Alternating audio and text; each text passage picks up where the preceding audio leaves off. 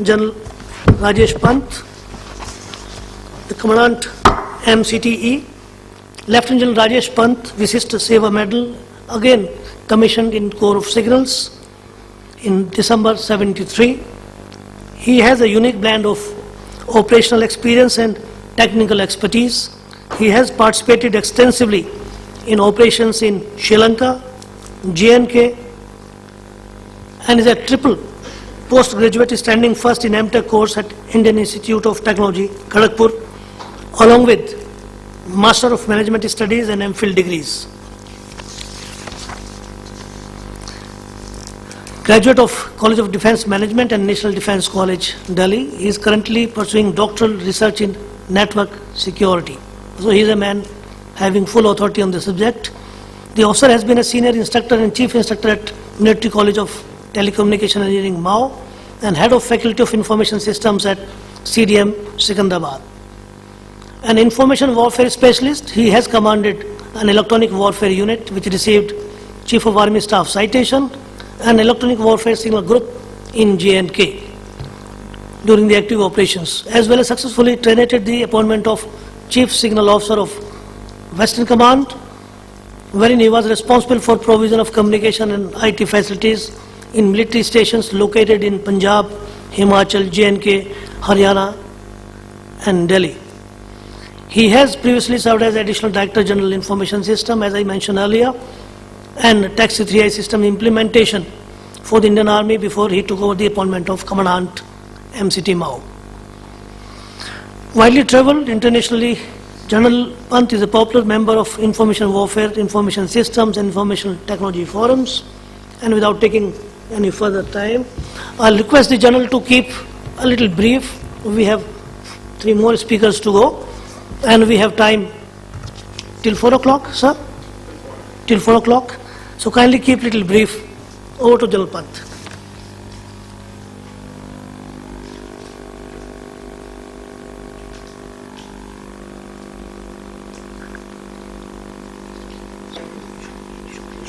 Can you hear me now? Thank you, General Sunit, and good afternoon, everyone. Speaking after a prolific speaker like General Devinder Kumar, I feel like the 7th husband of Elizabeth Taylor. What new can I do? But we will try. Since I've traveled all the way from Mao to talk to all of you, I intend covering the subject in 4 parts. We'll first speak of the components of the networked, I'm calling it networked systems. Then we'll see the threats, that is the vulnerabilities and some of the solutions. Then the management part, and lastly, what are the emerging trends.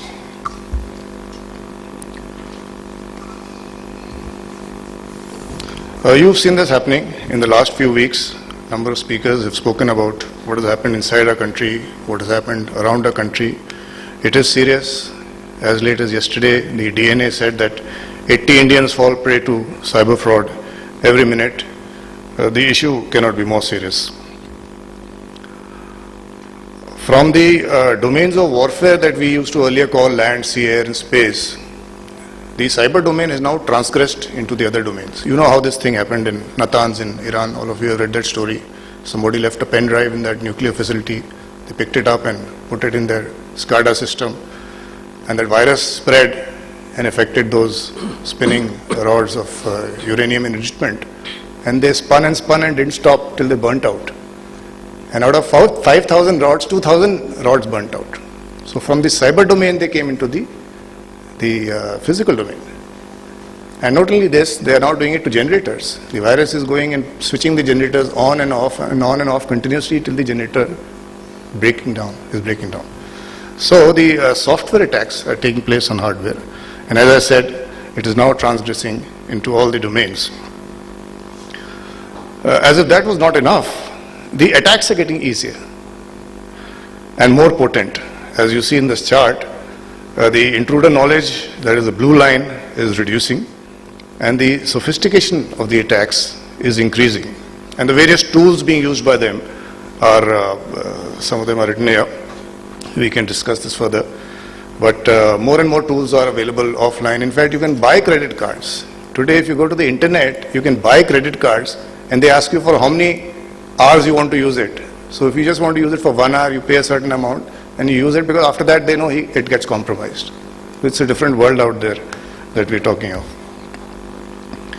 Coming closer to the subject of the day, in the digitized battlefield, there are a large number of projects, as all of us are aware, and there is a cycle of sensor, shooter, weapon system, all leading to the common operational picture, for which the networks are required.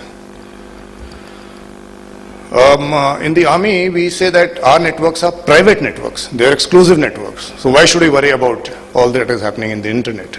That is not the case, unfortunately. Because of various aspects that are given here, the air gap is bridged. Unauthorized wireless access points, remote access, USBs, you take it, put it in one, put it in the other one, the virus spreads. Some people take their laptops home and again come back and use it for various systems of the army. Social engineering, they're getting to know passwords, etc. So all these things, Trojans, virus, etc., are now spreading. DDoS is the distributed denial of service attack that is carried out. There's a small clip I've written at the end, how much air gap, that is a joke. Because one senior officer, he came to one of our regiments and found 2 PCs, and one was written the army intranet, the other was written the internet. So he says that these two are too close, the air gap should be minimum 3 meters. Now, these are the components of the network systems, starting from the users at the different locations. Then we have the access devices. It could be handheld, palm top, computer, mobile phone. And then the access, the bridge between your edge and the access device, a LAN or a wireless access. Then the various switches, various grades of switches, which then go on to the routers, which read the address written in that packet of the IP, and then route it to various parts of the backbone network.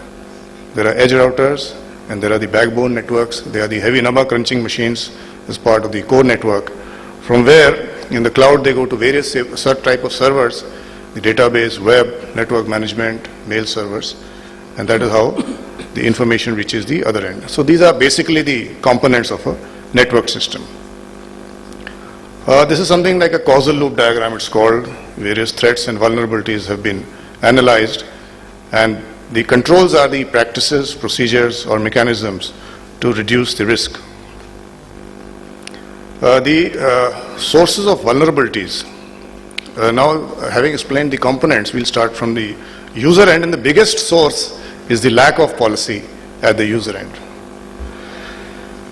The next source of vulnerability is the lack of physical security, due to which the clear data is flowing in either the LAN cables or over the air in case of wireless systems. Exposed switches and modem, again related to physical security. Weaknesses in the operating system, I'll speak of this a little bit later, at various stages of the network. The network management, the manner in which it is done also leads to vulnerabilities. There are some weaknesses in the protocols that are used in networks. The entire security infrastructure also has some imperfections, and we will take them one by one. The lack of policy leads to the insider threat, storage, transfer of data, pirated software, connection to the internet, and awareness of consequences. So this is very important. All of you have heard this: policy, people, procedures. To my mind today, the insider threat is the most important. 70% of all attacks, you are aware, are from the inside, including what Private Manning did in the famous case of the WikiLeaks, where he got a CD and said that he's recording the Lady Gaga songs, and all this while he was recording that data of the exchanges between the various embassies. And this is an aspect I'm working on actually in my doctoral research also. This is called the Newman's 8th layer, because there are other 7 layers which are part of the communications. Now, how do you tackle a guy's mind? How do you know this guy is sitting behind the computer what is in his mind and what is he going to do with this system. Is he going to do what you want? So there are some systems that are being put in place to cater for this aspect, but this is very important, and I'll leave it at that.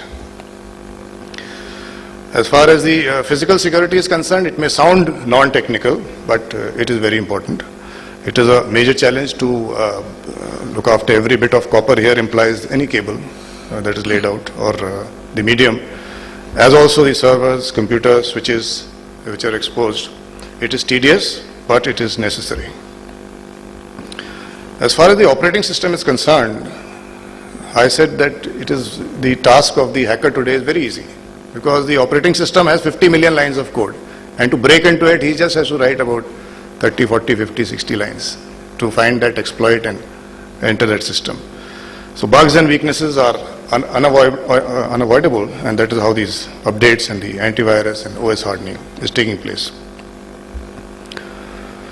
Network management, which implies the tasks of monitoring, evaluation, design, comparing, implementing. The complete understanding cannot be claimed by everyone, and it is not just dynamic but volatile and mutable. So this is the enigma of the networks. As far as the security infrastructure is concerned, all of us have heard of firewalls, IDS systems, etc. And a strong security infrastructure merely hides the vulnerabilities. You are not getting them out of the root. Somebody spoke about IP protocols a while back. IP protocol presently is IP version 4, and this protocol was initially designed by the Americans for their DARPA, the Defense Applied Research Project Agency, which basically linked a number of their R&D and universities together. So it was meant to work in a closed system. So that protocol, once it is transmitted, it is broadcasted. It goes to everyone. So there is an inherent weakness in this protocol. It is not meant for, as a security was never a design consideration in what is called as a TCP/IP. This is those 7 layers that I spoke of. This is how communication is carried out in a network. It is analogous to a telephone. In the telephone earlier we spoke, so our speech was one layer going to the other end, and then that speech was converted into an electrical signal, and that signal went through the exchanges. So the electrical signal was another layer. That was voice communication. When we speak of data, that data is broken down into packets, and then the packets are part of a session. So these are the 7 layers, the famous OSI layers. It's now been condensed to 4 in a new model. And as you can see, the initial requests are broadcasted and sent in clear. So identification of the network topology is easy. There is ARP poisoning can take place, and various aspects of the DHCP server are written here. So we need a secure ARP and a secure DHCP. That is as far as the protocol is concerned. The packets are routed through unknown routers. Information passes through potentially hostile territory, and routing protocols trust all routers and their messages. And this, any one router can block the entire network, to put it, summarize it. So the solution probably lies in the next version of the IP that is coming out, in that firstly it is going to be encrypted, and secondly you can define the path which is going to be taken within the network. As far as the management part is concerned, he is one of the fathers of security, that if you think technology can solve problems, then you don't understand either the problem or the technology. As far as the information security model is concerned, the famous aspects of CIA is what is required: confidentiality, integrity and availability. And the measures include the PPT, people, processes and the technology. And we have to cater for all the 3 states of information, that is while they are being processed, while they are in storage, and while they are in transmission or in motion. And the network is as strong as the weakest link. The assurance cycle is as shown here. This is a continuous cycle, that when we want to go in for the information assurance model, we have to continuously see what is the threat assessment, what is it that is to be protected, what is to be validated, the training and the monitoring of the network. As far as the Army is concerned, security is a command responsibility, and the technical directorate is responsible to ensure its implementation, operation, monitoring and evaluation. There are various aspects, cells that have been created at various levels of the hierarchy within the Army. In the MCT from where I come from, we ensure that the training part, that was one of the challenges that General D. Kumar mentioned, is being adequately addressed, and at least I make sure that this guy sitting in front of the PC is adequately qualified on especially the cyber security part before he starts operating that PC. Now we are also exposing cyber security to all the future commanding officers of the Indian Army who come to Mao for training. Quickly, some emerging trends. This is now what I mentioned. We are now in the third generation of cyber warfare. Initially it was for fun, then it was for money. Now it is getting serious business. It is now state versus state. And you can see that the sophistication found, that is what General D. Kumar also mentioned about Stuxnet and Flame. The number of handheld devices is increasing exponentially. This redefines the access control demanding innovative response. And if you're on wireless, then again you're exposing yourself to new threats. This is what I spoke of, that if you see the proliferation of wireless in networks, it is increasing at an exponential rate, and hence there is increased vulnerability. Someone spoke of malware in the morning, and Mr. Sharma also. Always, I think in every seminar he reminds us of this aspect of foreign hardware, that almost all network devices, which include switches and routers, use embedded systems. These embedded systems have they are programmed in what's called as assembly language, in machine language, which it is difficult to disassemble, and hence it is difficult to use them in sensitive networks. And embedded systems with wireless, they make a deadly security risk. So that is a growing and potent threat that we have to consider. The potency, as I have said, is increasing from espionage to denial of service to damage of hardware, and what next is for us to see in the future. Another aspect is that when we use our banking system, for example, at home, something comes HTTPS, then there is a sign verified by VeriSign or Norton. The present day network protocols work on the basis of trust, entrusted on many private corporations. And all of us trust these companies more than our government, in fact. Will this system work? What is the alternative? So this is another aspect that has to be examined. As far as the future trends are concerned, there are optical processors coming up which are faster, which are difficult to intercept, being optical. And if they are faster, then encryption can also be done on the fly. They can be used, optical media, optical processors. So that is one good thing happening. Although it will address some of the existing threats, but then new threats will evolve. Some people are already talking of some clamps that you can put just over an optical fiber cable and then start extracting the information. So there is a counter battle of wits is continuing day by day. IP version 6, I have told you, that is, it also addresses the problem of addressing the large number of addresses that we will have abroad. As you know, everything is inside in the smart home, your fridge, your television. While you're driving home, you can switch on the television. So everything is smart. And if it is smart, means it's got an IP address. So the number of IP addresses is also growing, for which IP version 6 will take care of that.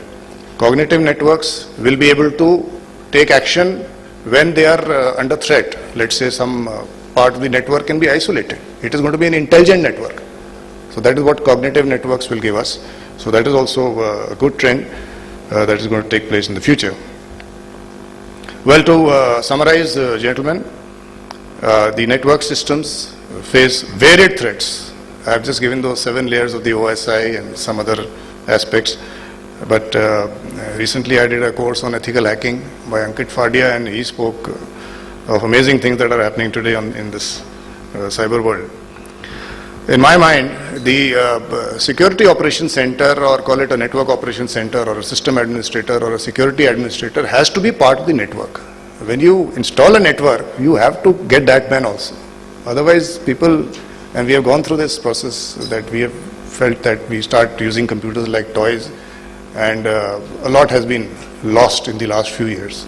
So this is one message I want to leave behind, definitely, that anyone who is taking advantage of a network in his office, in his organization, please make sure that there is a proper organization with proper tools to take care of the security operations of that network. And I will again remind you that the insider threat is the most critical. On that note, gentlemen, thank you very much for giving me this opportunity.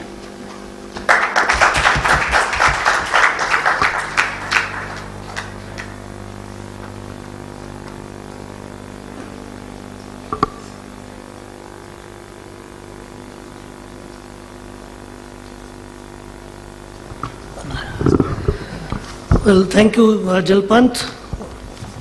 Well, ladies and gentlemen, just few words only the subject that is covered. I think the security of the networks, whether it is physical, cyber or any other domain, is very critical, very dear. In fact, the entire service structure is scared today when we talk about network-based systems and its exploitation, whatever may be the level.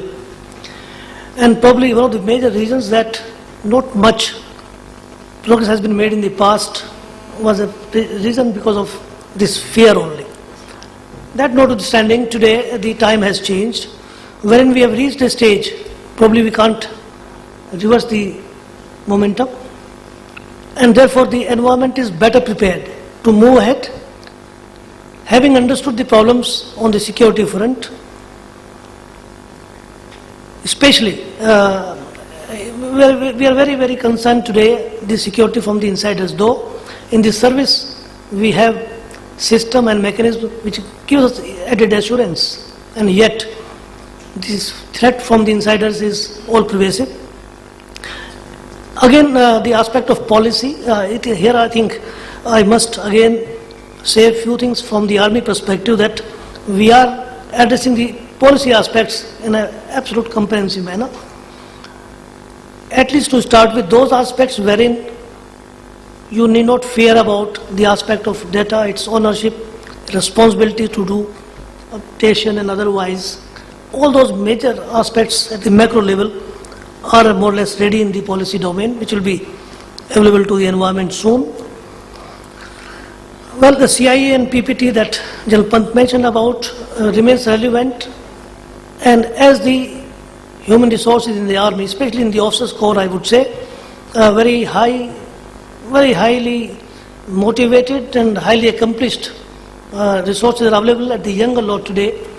And confidently, if I may say, because I have been trying to collect the data over last 7 to 8 years, I think we have a very large population of highly qualified, competent young officers.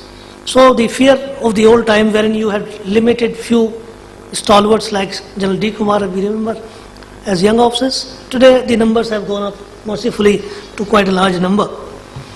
Embedded system is one aspect wherein the country hasn't made much of progress, and I thought the industry here is a major role to play. I have been exhorting the defense PSUs, the DRDO, wherever we have been having the joint sessions, including the ministry. But I think industry has not come forward for the reasons whether they worry about the financial aspect of the entire project or otherwise.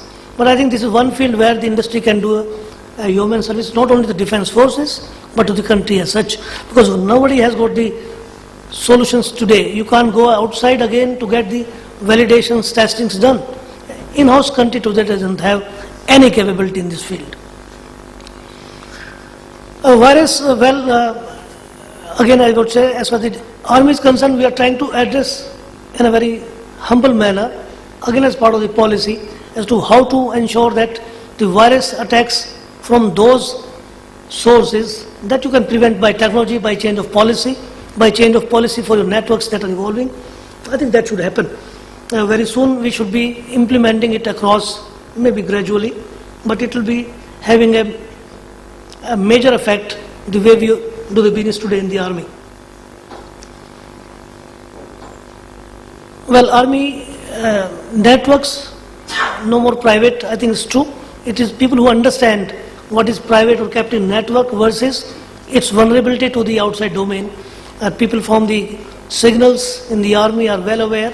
Therefore, we know what precautions we have to take. It is for the general users, very large population in the service who do not understand that if it is captive your own network, still what are the vulnerabilities?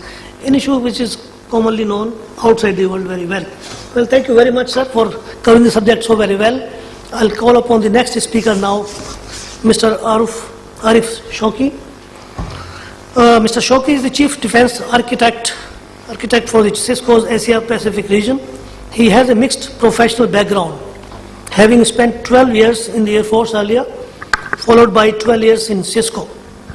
He was in the R&D wing of Cisco earlier, where he designed various routers and switches, along with networking solutions. He has a master's degree in microwave from IIT Delhi. Mr. Shauki. Thank you, sir. So I'll get on to tactical communications straight away. The agenda is very simple, and I'll compress it further. We'll look at the challenges in tactical space, and then we'll look at solutions, and we'll look at industry considerations if we have the time. So coming to the larger military space problem, we see where the real problem lies. The range of constraints that networks are subject to in tactical communications and in the battlefield is just incredible.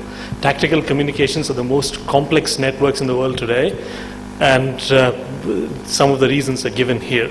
You have, to take a small example, you have mobility, which can go from man walking speed to supersonic speeds. You've got the risk of capture, you've got very low bandwidths, you've got bad terrain. Every possible constraints that nature can throw at a network has been thrown in the battlefield, and in order to make networks work in the battlefield, we have to overcome each one of them. And the idea of this presentation is to suggest some ways and to overcome these. And indeed, we, as Cisco, have been doing that for armies all over the world. So not only are the networks themselves, nowadays the networks in the battlefield carry a range of applications. You've got, I'm not going to actually expand upon this, but you've got BMS and the rest of it. Each one of these applications are extremely sensitive. They're sensitive, they're mission critical, and you just cannot fail. So the only way they can not fail is if the network under them carrying the data does not fail. So the moral of the story is you have to build robust communication systems that do not fail, so that the applications riding them do not fail. So I'll give you a small example of why networks fail. This is standard. OSPF is a routing protocol that was mentioned by my previous speakers. So let me tell you, they were not designed for mobility. They were not designed for security. They were just designed for static networks. And here is why.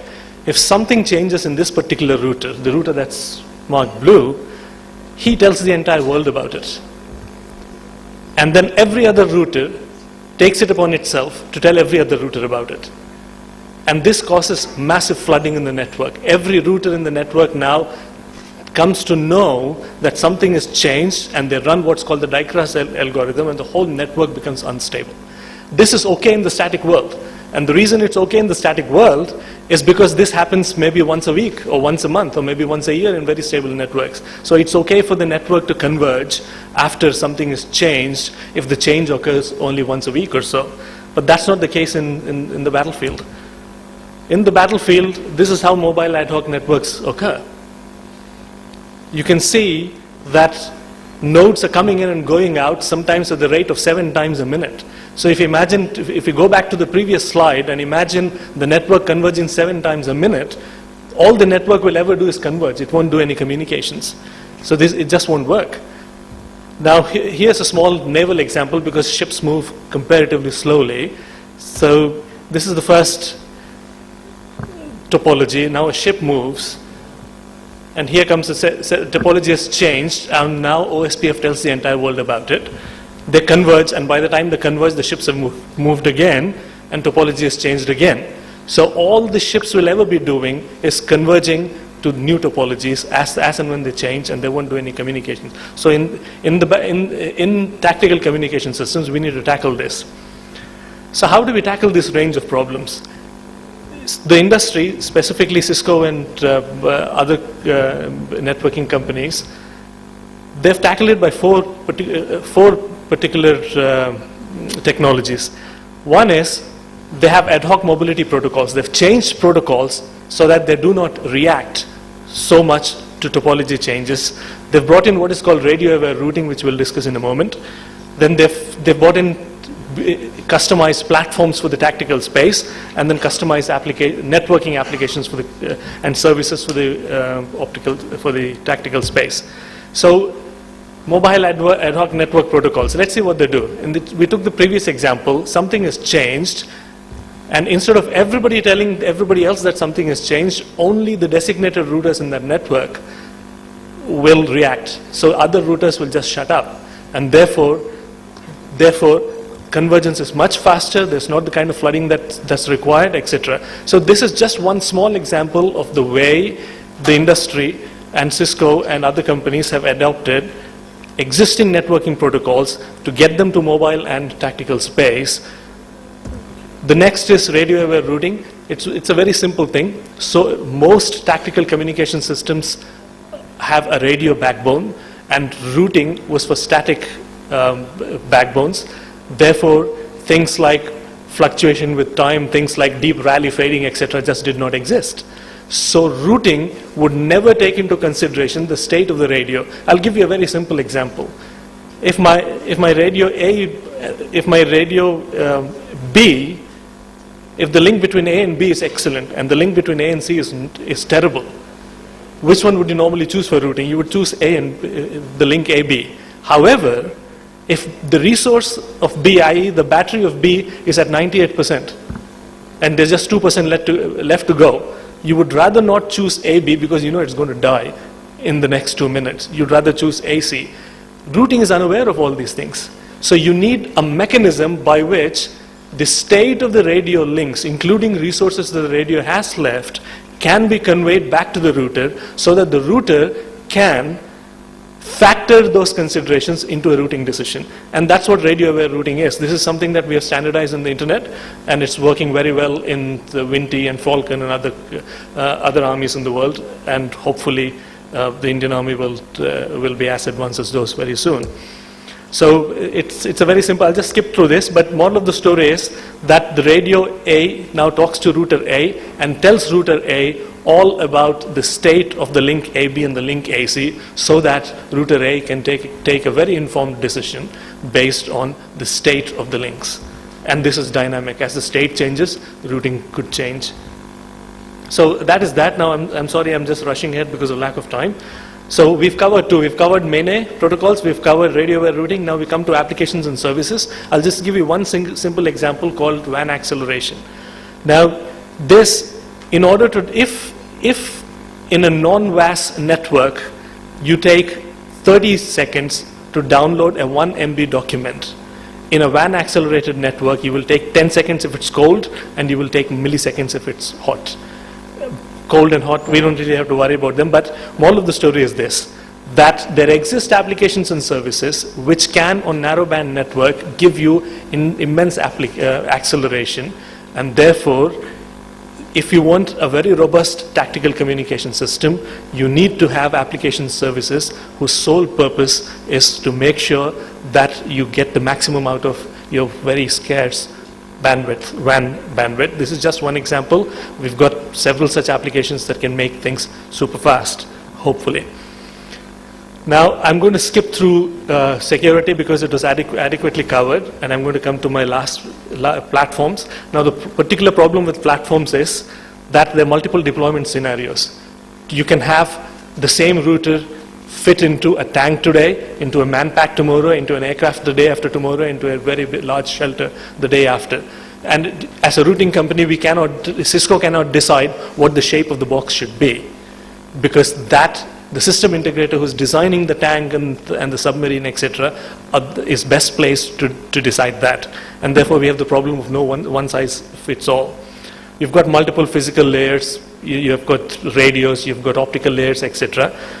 Long-term support is a huge problem. So what we as Cisco have done to solve that problem is very simple. Instead of creating a box for people, we just create a blade for people. And so what we really do is we just give them a standard form factor blade, and the rest of the box is built by the system integrator, depending upon the size and shape, etc., of their Intel deployments. And this has worked very successfully in almost all armies in the world. This is the model that everybody has gone to. And the other advantage of this is, if you want to upgrade a particular router, the router's gone stale, it's 10 years old, you want to upgrade it, all you have to do is to pull it out and push in a later version, because it's all a standard CPCI form factor anyway. So this gives us tremendous advantages. Now with that, I'm sorry I had to rush through it, but if you do all that, you'll be mobile and secure. Thank you very much.